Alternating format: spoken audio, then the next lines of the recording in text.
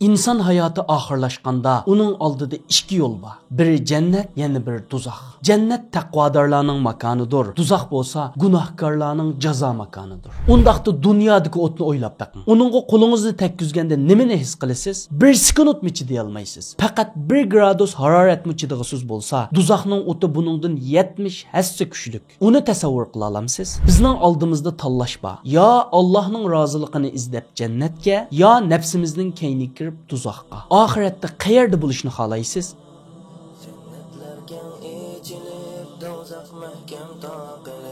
Yetib keldi bizlarga xush muborak Ramazon.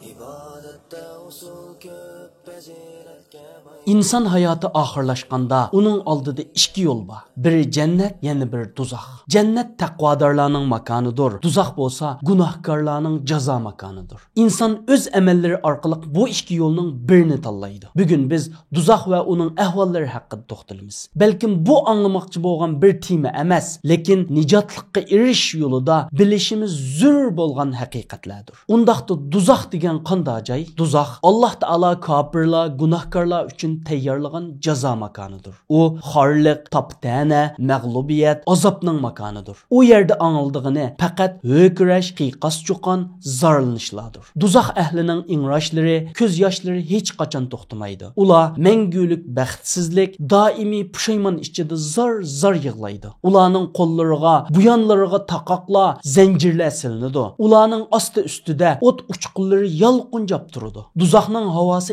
intayin qiziq. Tuzaqdagilarning ichimligi bo'lsa qaynoq sudir. Bu qaynoq su ularning ich bag'rini, terlarini eritib etadi. Ularning tomiqi bo'lsa zaqqum daraxidir. Bu eritilgan misqa o'xshash qursaqlarda qaynaydi. Tuzaq ahli o'limni tilaydi, ammo ularga javob berilmaydi. Ular Allohdan bu joydan chiqarishni o'tinib, burunqi azg'unlikqa qaytmaslikqa va'da berdi. Biroq Alloh taolo ularga ihsa'u fiha va la tukallimun. Jahannamda xor holatda qilinglar, ustinglardan azobning ko'tarilib ketishi haqida menga so'z ochmanglar deydi. Ular hatto farishtalardan bir kunli bo'lsa azobni yengiltishni so'raydi. Lekin farishtalar javoban fad'u va ma du'aul kafirina illa fi dalal. Duo qilinglar, kofirlarning duosi faqat foydasizdir deydi. Sizdan so'ray, tuzaqda azobi eng yenik bo'lgan kishini tasavvur qila olamsiz? Payg'ambar sallallohu alayhi vasallam haqiqatan qiyomat kuni tuzaq ahli orasidagi eng yenik azoblanadigan kishi shundoq bir odamki, uning ikki tapinining ostiga ikki cho'g' qo'yiladi. Bu cho'g'lardan uning mingisi qaynab ketadi. U o'zidan boshqa hech kimning buningdan qattiq azoblanayotganligini o'ylamaydi. Halbuki u ularning orasidagi eng yenik azoblanuvchidir degan. Tuzaq ahli amallarining yomonlik darajasiga qarab tuvan qavatlarga joylashtiriladi. Tuzaqda kofirlar, mushriklar, munofiqlar, gunohkorlar, zinoxo'rlar, fasiqlar bo'ladi. Tuzaq ahli orasida ayiblash, jidal majra, malomatdan boshqa narsa bo'lmaydi. Tuzaq nima degan qo'rqinchli joy. Alloh taolo hammamizni tuzaqdan saqlasin. Tuzaqning o'ti haqida o'ylab baqdingizmi? U intayin qiziq, intayin kuchli. Payg'ambar sallallohu alayhi vasallam tuzaq Rabbiga shikoyat qilib, "Ey Robbim, mening bir qismim yana bir qismimni yeb ketdi" dedi. Shuning bilan Alloh tuzaqqa 2 qatim, qishda 1 qatim, yozda 1 qatim tinib olishga ruxsat berdi. Biz his qilayotgan eng qattiq issiq va eng qattiq sovuq shu nafasdandir degan. Tasavvur qilib baqing. Biz bu dunyoda eng qattiq deb hisoblaydigan issiq, eng chidog'siz deb sizadigan sovuq amaliyotda tuzaqning faqat tinib olish nafasidir. Tuzaqning issiqligi dunyodagi o'tdan 70 hassa kuchlik. Tuzaqning yiqilg'usi bo'lsa insonlar va toshlardir. Alloh taolo Qur'oni Karimda fattaqun narallati waquduhan-nas wal hijara uiddat lil kafirin. Insonlar va toshlar yiqilg'u bo'ladigan, kofirlar uchun tayyorlangan tuzaqdan saqlaninglar deb bayon qilgan. Ibn Jarir va boshqa olimlarning tushuntirishicha, toshlar gungurt toshlaridir. Bu toshlar tiz tutishidi, puruqi intayin sesiq, tutuni nihoyat ko'p, badanga qattiq chaplashidi, harorati intayin yuqori degan. Payg'ambar sallallohu alayhi vasallam tuzaq o'tining kuchi haqida narukum juz'un min 70 juz'an min nari jahannam. Sizlarning dunyodagi o'tinglar jahannam o'tining 70 dan bir kısmıdır. Qile ya Resulallah in kanat lakafiye ey Allah'ın elçisi dünyanın otumu kupa iken go deyildi. Qale fuddilet aleyhinne bi tis'atin ve sittine cüz'en kulluhunne mislu harriha. Peygamber aleyhisselam dünyanın otuğu 69 hisse artık kılındı. Hemmisinin köydürüşü dünyanın otuğu okşaydı dep cevap bergen. Undaqda dünyadaki otunu oylap bakın. Onunğa kolunuzu tekkizgende nimeni his qilasiz? Bir sekund mi chiday olmaysiz. Faqat 1 gradus harorat mi chidag'isiz bo'lsa, duzaqning o'ti buningdan 70 hassa kuchlik. Uni tasavvur qila olamsiz? Aziz qarindishim, roza duzaqdan saqlaydi. Payg'ambar sallallohu alayhi vasallam rozaning duzaqdan saqlashdagi roli haqida as-sawmu junnatun, roza duzaqdan saqlag'uvchi qalqondir degan. Bu hadis rozaning duzaqdan saqlashdagi muhim rolini ta'kidlaydi. Shundaqla roza tutish musulmon bandini duzaq o'tidan saqlaydigan bir qalqonga,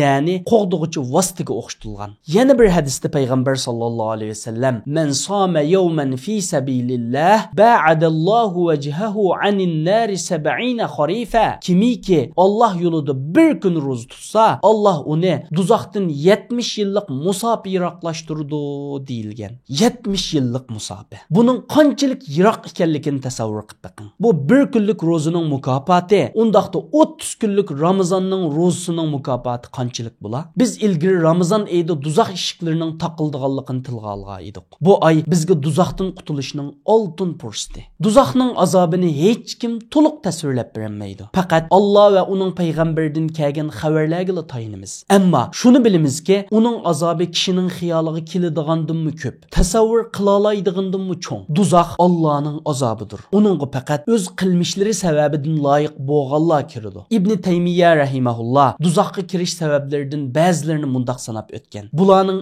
eng cho'nglari Allohga shirk keltirish, payg'ambarlarni yolg'onga chiqarish, kofirlik, zulm, hasad, yolg'onchilik, jihoddan qochish, fahishi yomon ishlarni qilish, jazoni yeyish, yetimning milini yevilish, yaratquchi bo'lgan Allohga osiylik qilib turib, maxluqqa itoat qilish, botil ishlarga tarafbozlik qilish, Allohning oyatlarini masxir qilish, haqni inkor qilish, ota-onaga oqiy bo'lish, nohaq qon to'kish, pak iffetlik ayollarga bo'hton chaplash qatorliqlardir degan. Alloh hammamizni bu gunohlardan saqlasin. Duzaqdan saqlanish uchun men bir qancha ishlarga ahamiyat berish kerakligini ta'kidlab o'tmoqchiman. Birinchidan, iymon e'tiqodimizni kuchaytirish, ixlos bilan amal qilish, qalbimizni Allohga bog'lab, uning uchun ibodat qilish. Ikkinchidan, farz amallarni ado qilish, haromdan yiroq turish, namoz, roza, zakot, haj qatorliq ibodatlarni ado qilish, cheklangan ishlardan yiroq turish. Uchinchidan, tavba istig'for aytish, gunohlardan yongan holda yashash, gunohlar uchun pushaymon qilib, ikkinchi qatim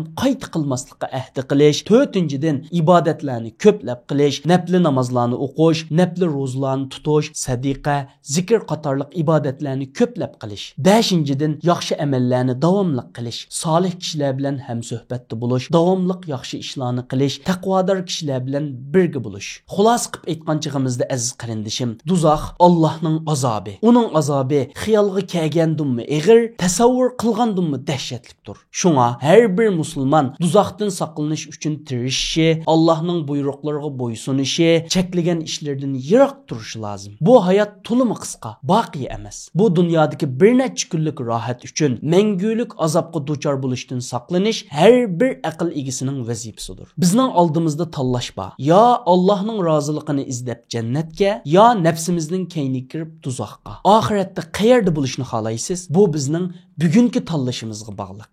Allohumma inna na'udhu bika minan nari va ma qarraba ilayha min qawlin aw amal. Allohumma a'tiq riqabana minan nar. Ey Alloh, bizni tuzoqqa yaqinlashtiradigan barliq amallardan, so'z harakatlardan saqlagin. Ey Alloh, bu muborak oyda bizni tuzoqdan ozod qilgin, bizni jannat ahlidan qilgin. Amin.